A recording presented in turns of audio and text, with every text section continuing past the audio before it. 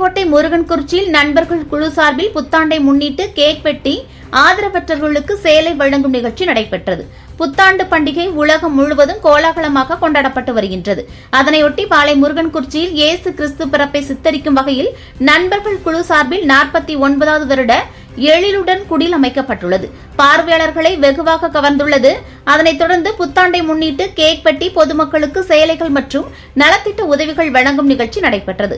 தலைவர் வழக்கறிஞர் பாலகணேசன், துணைத் தலைவர் மரியசூசை, செயலாளர் ஆபிரகாம் டேனியல், பொருளாளர் டாக்டர் ஆண்டனி ராஜ் மற்றும் நண்பர்கள் கௌரவ ஆலோசகர் PR நடராஜன், அந்தோணி ஹாஜி, துணைத் தலைவர்கள் சவுந்தர், முகமது யாசின், டவுன் கணேசன், கௌரவ ஆலோசகர் விஜயகுமார், மாசானமுத்து, வழக்கறிஞர் குமரன், பாலாஜி, முத்துராமன் மற்றும் நண்பர்கள் பொதுமக்கள் பலரும் கலந்து கொண்டனர்.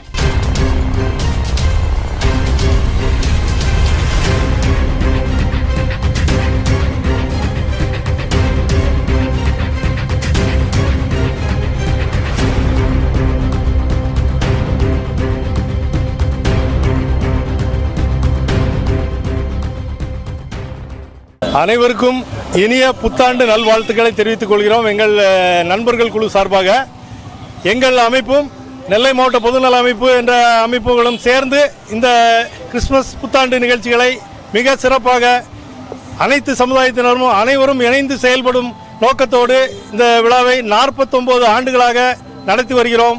வரும் ஆண்டு 50வது பொன்விழா ஆண்டாக எங்களுக்கு அமைகிறது.